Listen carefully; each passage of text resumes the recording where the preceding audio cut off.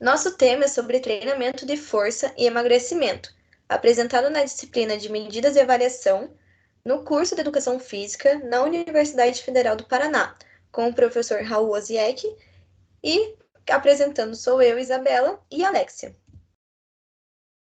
Então, antes da gente falar do treinamento em si, vamos falar um pouquinho de obesidade, medidas e de metabolismo. Então, pela definição da Organização Mundial da Saúde, a OMS, obesidade é o excesso de gordura corporal em quantidade que determine prejuízos à saúde. Uma pessoa ela é considerada obesa quando o seu índice de massa corporal, né, o seu IMC, é maior ou igual a 30 quilos por metro quadrado. E a faixa de peso normal varia entre 18,5 e 24,9 quilos por metro quadrado. Os indivíduos que possuem IMC entre 25 e 29,9 são diagnosticados com sobrepeso e já podem ter alguns prejuízos com o excesso de gordura, apesar de não serem considerados obesos. As taxas de obesidade, elas quase triplicaram desde 1975 e aumentaram quase 5 vezes entre crianças e adolescentes. Isso afeta pessoas de todas as idades e de todos os grupos sociais nos países desenvolvidos e também nos em desenvolvimento, alcançando 650 milhões de pessoas em todo o mundo. A obesidade, ela traz alguns prejuízos à saúde, né? Então, alguns deles são dificuldades respiratórias, problemas dermatológicos e distúrbios do aparelho locomotor, além de favorecer o surgimento de enfermidades potencialmente letais, como dislipidemias, doenças cardiovasculares, diabetes não insulino-dependentes, que é diabetes tipo 2, e certos tipos de câncer. Contudo, o grau de excesso de gordura, sua distribuição corpórea e as consequências para a saúde, elas apresentam variações entre os obesos. Em estudos de populações, o índice de massa corporal, ele torna-se medida útil para avaliar o excesso de gordura corporal, sendo consensual admitir, né, que independente do sexo e da idade, adultos com IMC igual ou superior a 30, elas são classificadas como obesas. Contudo, o IMC ele não descreve a ampla variação que ocorre na composição corporal desses indivíduos, desconsiderando idade, relação entre IMC e indicadores de composição corporal, como, por exemplo, a gordura corporal mesmo. Assim, esses critérios eles podem significar pouca especificidade, né, em termos de associação de risco de saúde entre diferentes indivíduos ou populações. Apesar do IMC ser o principal meio, né, da gente classificar uma pessoa como obesa ou não, ele não permite aferir diferenciadamente o peso de músculos e gordura. Então, para um diagnóstico mais preciso, é indicado aferir a circunferência da cintura e a relação cintura-quadril. A adiposidade abdominal, ela pode ser especificamente preditiva, né, de desfechos adversos de saúde. E alguns estudos sugerem que essas medidas elas sejam utilizadas em conjunto com o IMC para avaliação de fatores de risco de mortalidade. As medidas de circunferência da cintura acima de 102 centímetros para homens e de 88 centímetros para mulheres, elas são indicativas de alto risco para múltiplas doenças associadas à obesidade. A causa fundamental da obesidade e do sobrepeso é o desequilíbrio entre o consumo de calorias e o gasto calórico. Isso decorre, né, da ingestão de dietas ricas em carboidratos e gorduras e do aumento do sedentarismo na população urbana. O controle da obesidade, né, e de suas consequências, ela objetiva a perspectiva preventiva. Então, é focada numa dieta mais adequada, né, limitando a ingestão total de gorduras, açúcares e sal, e aumentando a ingestão de frutas, vegetais e grãos, e também da atividade física regular, que é de 60 minutos por dia para crianças e de 150 minutos por semana para adultos. Aqui também tem um dado interessante que diz que em 2025 a estimativa é de que cerca de 2,3 bilhões de adultos ao redor do mundo estejam acima do peso, sendo 700 milhões de indivíduos com obesidade, isto é, com um índice, né, de massa corporal acima de 30. Isso é um dado da ABESO, né, Associação Brasileira para o Estudo de Obesidade e Síndrome Metabólica, e traz também aqui o número de obesidade no Brasil, onde a gente já pode considerar, né, ela como uma epidemia. Então, na população, cerca de 55,4% das pessoas sofrem com excesso de peso, e esse número é maior em homens, né, cerca de 4% a mais em homens do que mulheres, e a obesidade, ela chega a quase 20% da população, né, e dessa vez a obesidade, ela atinge mais as mulheres, cerca de 20,7% da população.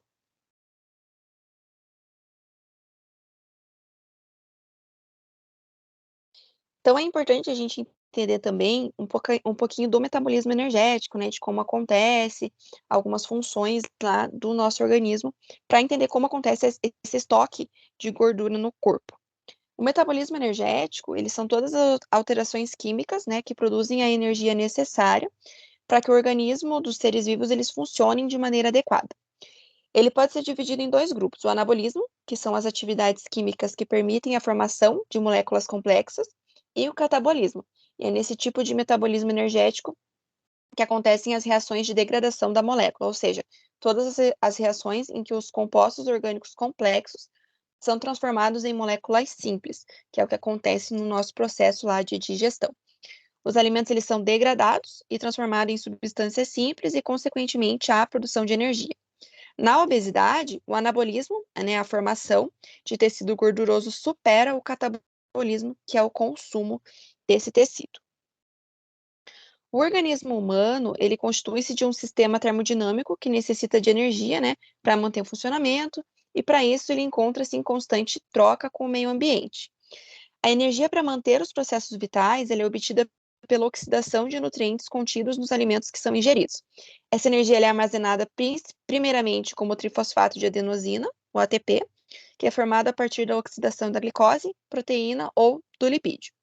Esse processo consome oxigênio e produz água, gás carbônico, energia química armazenada nas ligações fosfato do ATP e calor que é dissipado para o meio ambiente.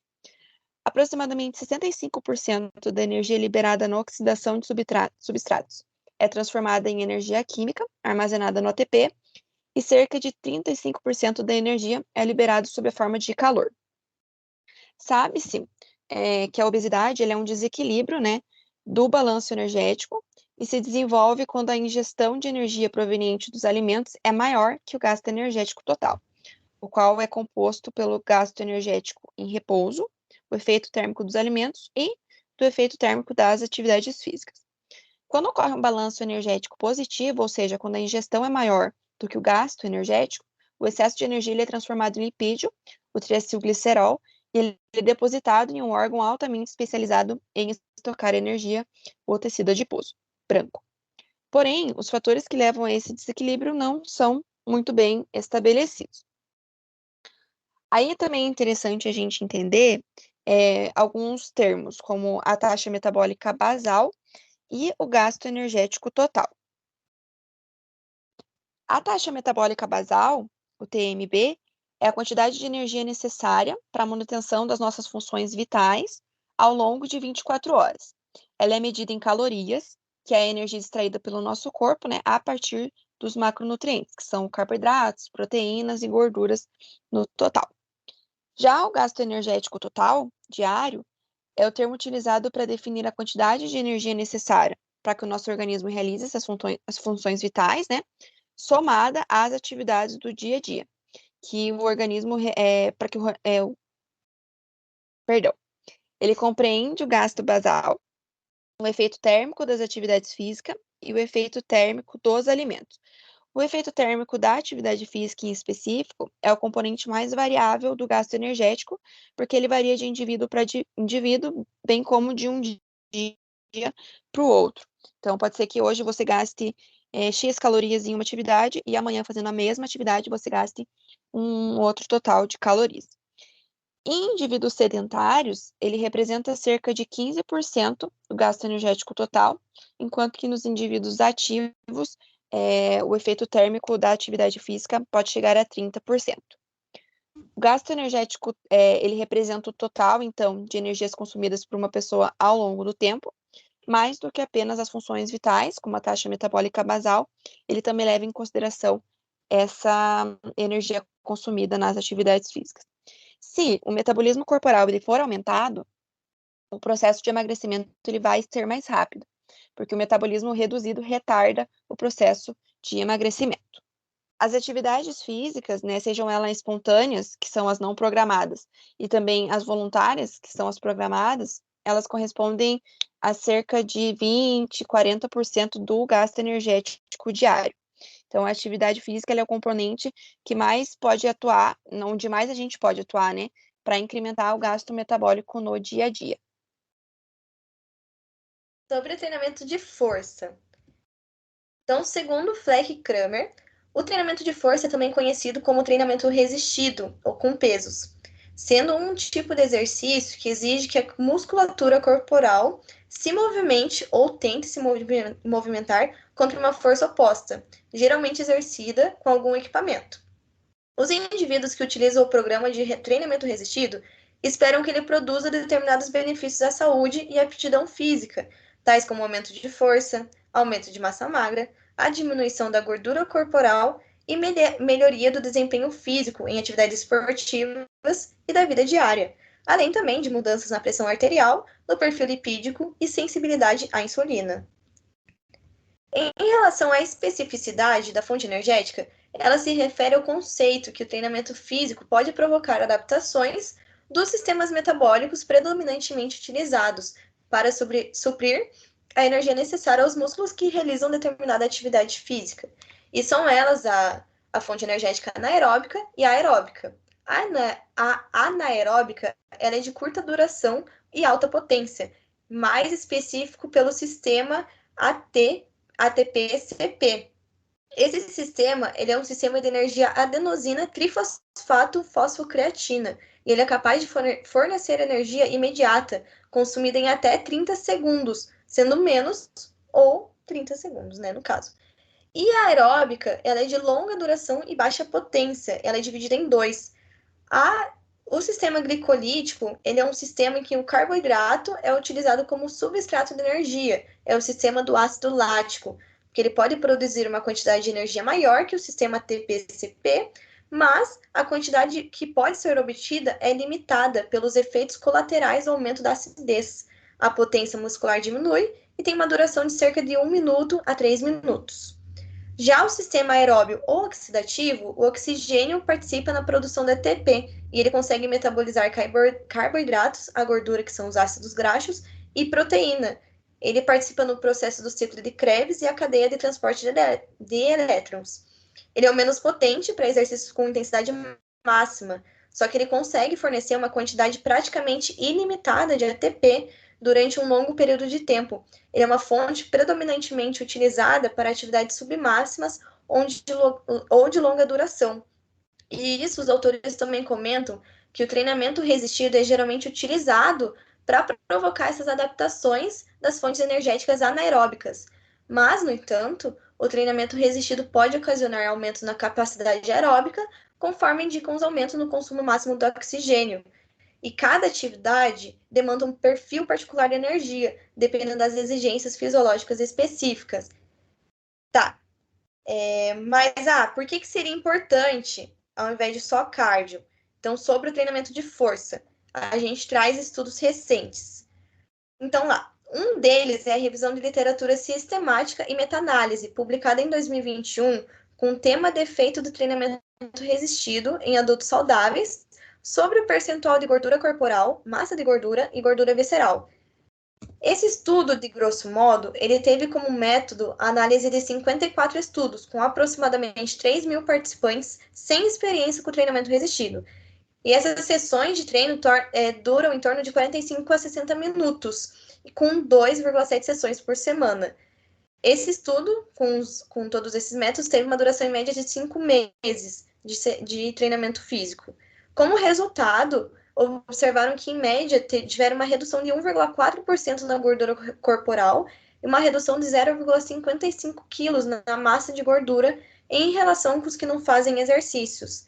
E esse estudo, ele fornece a evidência que o treinamento resistido tem esse benefício adicional de acúmulo de massa magra, ao invés de simplesmente diminuir a massa corporal. Nossa, então, Isa, Alexia, não é só fazer aeróbico? Não, não é. E a gente pode te provar com mais ainda. Esse segundo estudo, ele é uma síntese de evidências e recomendações, mais específico para a população com obesidade e sobrepeso. E ele também foi publicado em 2021. Então, nesse estudo, basicamente realizaram um resumo de 7 estudos de revisão sistemática, em que os participantes com sobrepeso ou obesidade participaram do programa de treinamento físico com sessões de um ou mais tipos de exercício. E como resultado, observaram que exercícios aeróbicos com intensidade moderada é preferencialmente recomendada para perda de peso corporal, gordura total, a gordura visceral e gordura intrahepática, além de melhora também da pressão arterial. E o treinamento resistido, ele é recomendado para a preservação da massa magra durante essa perda de peso. Tal resultado do estudo indica que o treinamento de força, o resistido, deve visar esse aumento da aptidão física, reduzir esse risco cardiometabólico, como já comentado, e melhorar a qualidade de vida, sendo em geral a saúde, mesmo sem mudança no peso corporal. E isso também implica no fator de gasto energético e déficit calórico, que é outro fator extremamente importante no processo de emagrecimento. Então, agora é com você. Eu coloquei para vocês também uma dica de artigo para ler e entender um pouquinho mais, ainda mais com esses fatores do treinamento resistido com ou sem uma restrição calórica, para ver esses componentes na gordura visceral, também como uma forma de revisão de literatura. Passe adiante o que você aprendeu. Essas são as referências e muito obrigada!